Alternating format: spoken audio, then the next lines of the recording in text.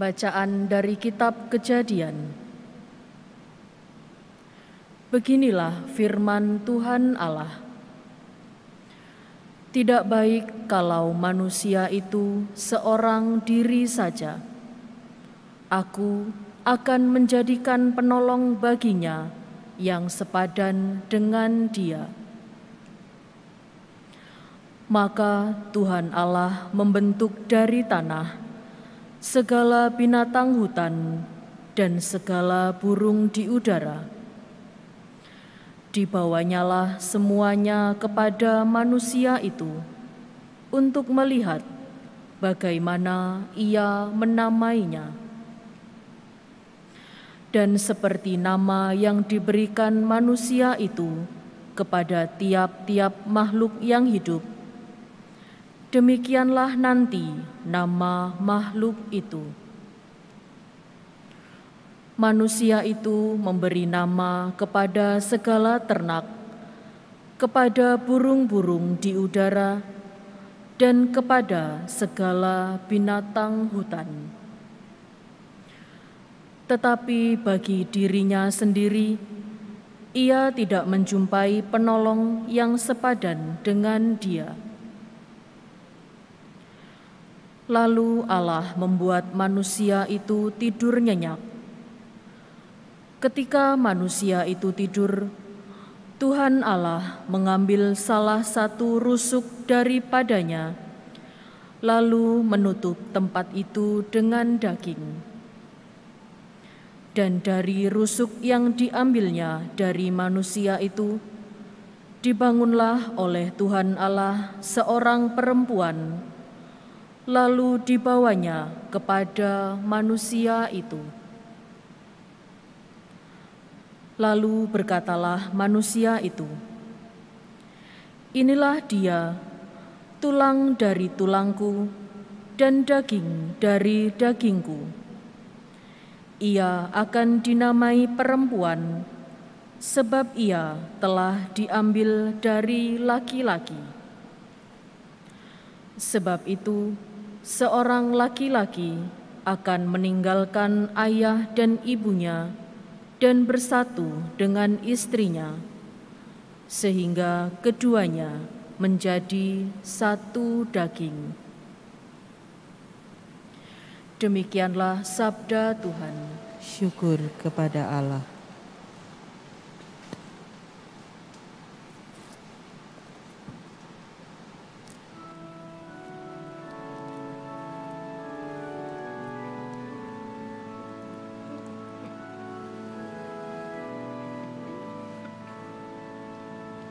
Kiranya Tuhan memberkati kita seumur hidup kita. Kiranya Tuhan memberkati kita seumur hidup kita. Berbahagialah setiap orang yang bertakwa pada Tuhan, yang hidup menurut jalan yang ditunjukkannya. Apabila engkau menikmati hasil jerih payahmu, berbahagialah engkau dan baiklah keadaanmu.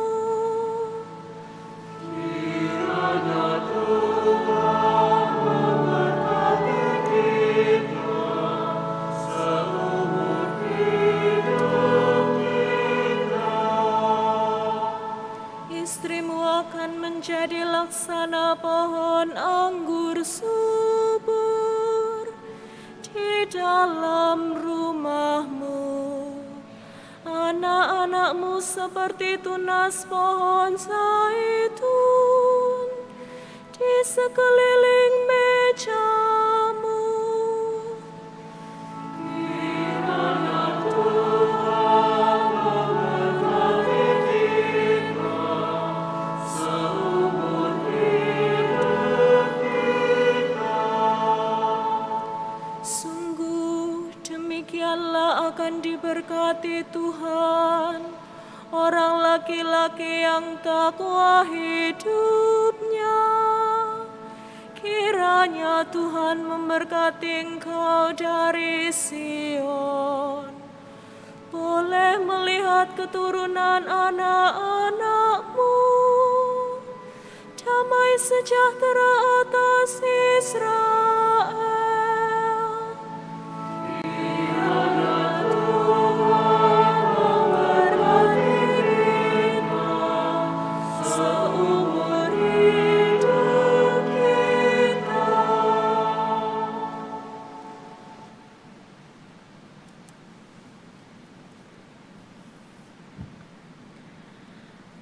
Bacaan dari surat kepada orang Ibrani. Saudara-saudara, untuk waktu yang singkat, Yesus telah direndahkan di bawah malaikat-malaikat.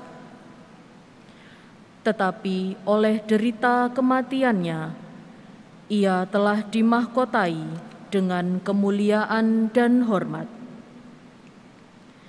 Dan berkat kasih karunia Allah, Yesus mengalami maut bagi semua orang.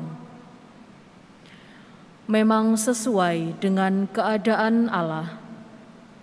Allah menjadikan segala sesuatu bagi dirinya dan mengantar banyak orang kepada kemuliaan. Maka sudah sepatutnya Ia pun menyempurnakan Yesus yang memimpin mereka kepada keselamatan dengan penderitaan. Sebab Dia yang menguduskan dan mereka yang dikuduskan, semua berasal dari yang satu. Itulah sebabnya Ia tidak malu menyebutkan mereka saudara. Demikianlah sabda Tuhan.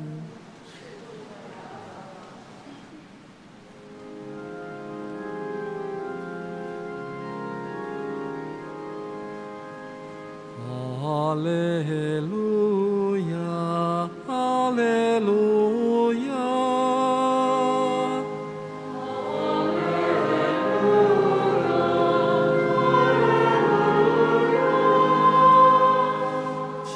Kita saling mengasihi, Allah tetap di dalam kita, dan kasih-Nya sempurna di dalam kita. Haleluya, haleluya. Tuhan bersamamu.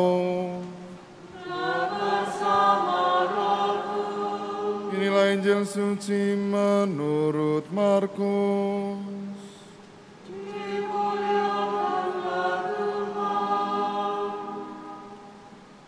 Sekali peristiwa datanglah orang-orang Farisi hendak mencoba Yesus. Mereka bertanya kepadanya, "Bolehkah seorang suami menceraikan istrinya?" Tetapi Yesus menjawab kepada mereka, "Apa perintah Musa kepada kamu?" Jawab mereka, "Musa memberi izin untuk menceraikan dengan membuat surat cerai."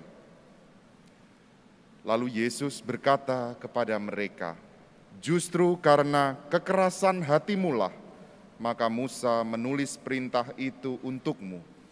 Padahal pada awal dunia Allah menjadikan manusia laki-laki dan perempuan. Karena itu, laki-laki akan meninggalkan ayah dan ibunya dan bersatu dengan istrinya, sehingga keduanya itu menjadi satu daging. Demikianlah mereka bukan dua lagi, melainkan satu. Karena itu, apa yang telah dipersatukan Allah tidak boleh diceraikan manusia." Ketika sudah tiba di rumah, para murid bertanya lagi tentang hal itu kepada Yesus. Lalu kata Yesus kepada mereka, "Siapa saja yang menceraikan istrinya lalu kawin dengan perempuan lain, ia berzina terhadap istrinya itu. Jika si istri menceraikan suaminya, lalu kawin dengan laki-laki lain, ia berzina. Lalu orang membawa anak-anak kecil kepada Yesus supaya ia menjamah mereka. Tetapi murid-muridnya memarahi orang-orang itu. Melihat itu, Yesus marah dan berkata, "Biarkan anak-anak itu datang kepadaku, jangan halang-halangi mereka, sebab orang-orang seperti inilah yang memiliki kerajaan surga.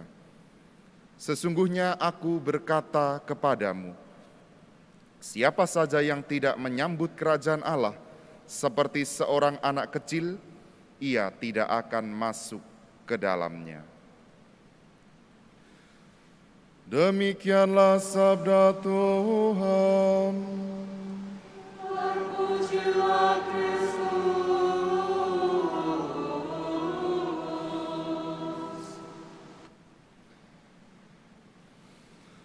Demikianlah mereka bukan lagi dua, melainkan satu. Karena itu, apa yang telah dipersatukan Allah, janganlah diceraikan manusia. Saudara-saudariku yang terkasih di dalam Kristus, hari ini secara khusus saya ingin mengajak Anda semuanya, terkhusus bagi Bapak Ibu, untuk mengingat-ingat kembali janjinya di depan altar ketika menikah dengan pasangannya. Janji yang diucapkan oleh dua manusia di hadapan Allah, berjanji untuk setia di dalam keadaan apapun dan memohon berkat serta rahmat yang besar dari Allah untuk hidup bahtera perkawinan. Kita merenungkan, mari kita masuk dalam suasana saat itu. Bagi yang belum menikah, sabar dulu. Tetapi pada intinya bahwa hari ini bersama-sama kita mensyukuri atas rahmat Tuhan, yaitu di dalam sakramen perkawinan. Persatuan dan kesatuan suami istri yang ditekankan Yesus dalam Injil yang kita dengarkan. Saudara-saudariku, cinta suami istri yang satu, setia dan tak terpisahkan adalah sebuah jalan dari Allah untuk merasakan kasih Allah itu sendiri. Atau kalau disingkat sebenarnya panggilan apapun, dan salah satunya panggilan hidup perkawinan adalah jalan kekudusan, jalan menuju surga. Kalau Allah sejak awal mula sudah memberkati, sudah menghendaki adanya perkawinan, maka perkawinan itu pada hakikatnya adalah suci dan luhur. Sehingga kita memiliki iman yang besar dan keyakinan yang teguh bahwa jalan ini membawa orang kepada surga. Dari zaman Yesus, saudara-saudariku, rupanya tidak berubah sampai zaman kita pun. Soal kata-kata cerai, soal kata-kata pisah, tidak ada yang berubah dari manusia. Kecenderungan buruk manusia itu sepertinya selalu sama dari abad ke abad. Zamannya Yesus sampai hari ini pun masih banyak terjadi. Meskipun sebenarnya kalau dilihat dari statistik beberapa saat yang lalu saya memperhatikan di seluruh dunia, ya masih banyak orang yang menikah daripada orang yang bercerai ya. Tetapi seringkali media massa, media sosial itu menyoroti hal-hal yang negatif. Dan itu seolah-olah membuat kita itu memiliki pandangan bahwa ya kalau tidak cocok ya sudah pisah saja. Banyak orang di luar sana mengatakan hal itu. Kalau sudah tidak sejalan ya sudah mau apa lagi. Kalau sudah tidak bisa dipertahankan, ya mau bagaimana lagi. Begitu mudahnya mengatakan hal ini. Begitu orang itu gampang lupa bahwa ini adalah perjuangan menuju surga. Ini adalah perjuangan untuk menghidupi kekudusan. Seringkali ketika ada orang lain yang ingin berusaha menenangkan sebuah pertikaian di dalam keluarga, seringkali pasangan itu gampang mengatakan, kamu tidak tahu apa yang terjadi. Kamu tidak tahu apa yang aku rasakan. Kamu tidak tahu bagaimana aku menderita. Seringkali ungkapan-ungkapan seperti ini itu terungkap. Tetapi tanpa menyadari bahwa komitmen yang telah diucapkan di hadapan Tuhan. Setiap jalan panggilan kehidupan saudara-saudariku dalam sakramen perkawinan, sakramen imamat, panggilan menjadi biarawan, biarawati, tidak ada yang mudah. Maka dari itu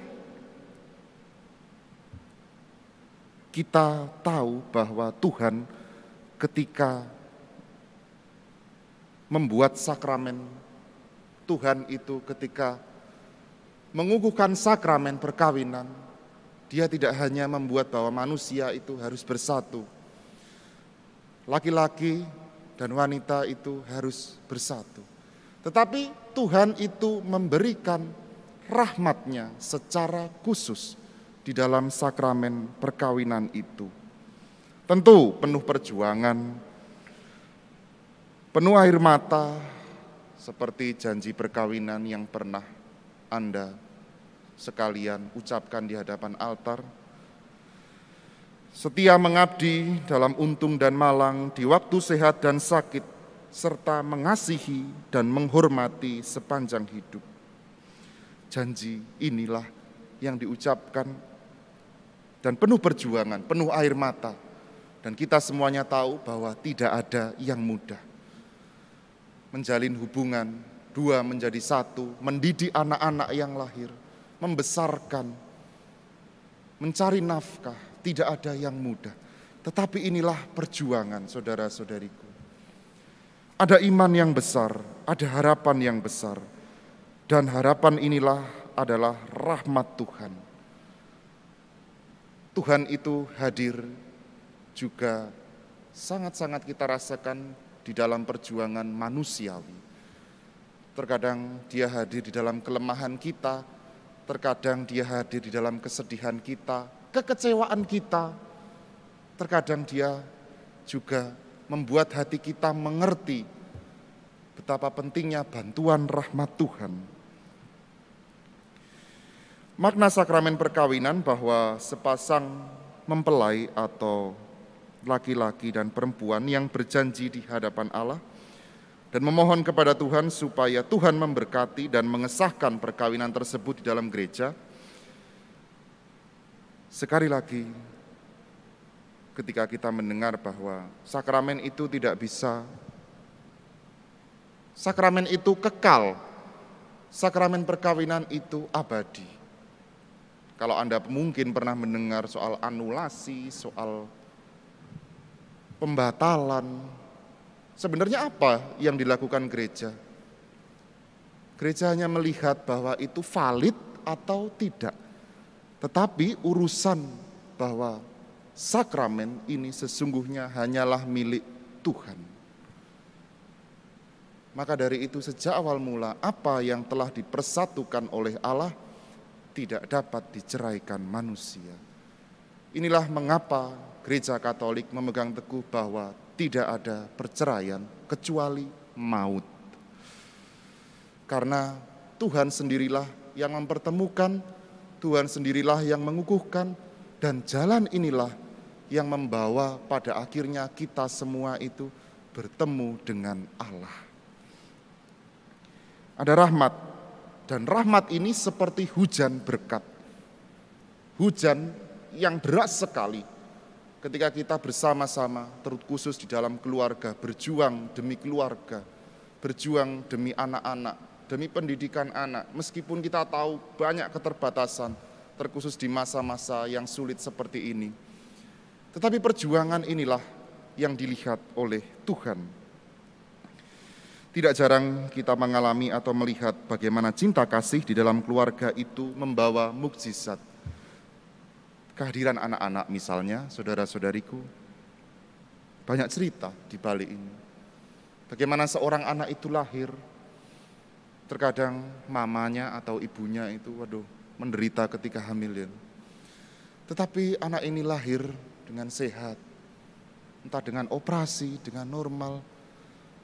Tetapi banyak cerita dari kita semuanya.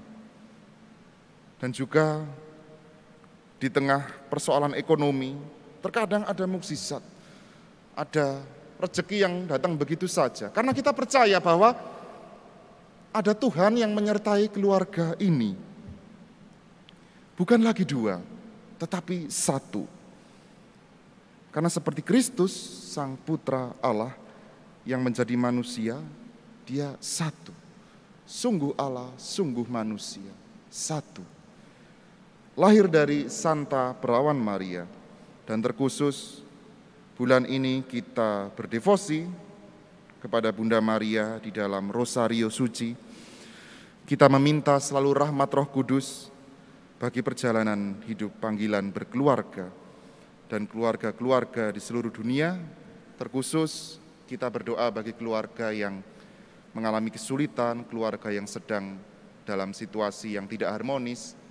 Kita berjuang, kita berdoa, dan kita membantu. Dan kita juga menyadari diri kita masing-masing, supaya kita pada akhirnya dapat melewati semuanya ini, melewati hidup di dalam keluarga dengan penuh komitmen, penuh kesetiaan, dan penuh perjuangan. Harapan yang besar letakkanlah di tangan Bunda Maria, seperti Dia menerima kehendak Allah, menjadi Bunda penebus, dan mengiyakannya sampai akhir. Semoga rahmat Tuhan yang besar senantiasa dihujankan di dalam hati kita dan di dalam hidup berkeluarga, serta seluruh karya kehidupan kita. Mari kita hening sejenak.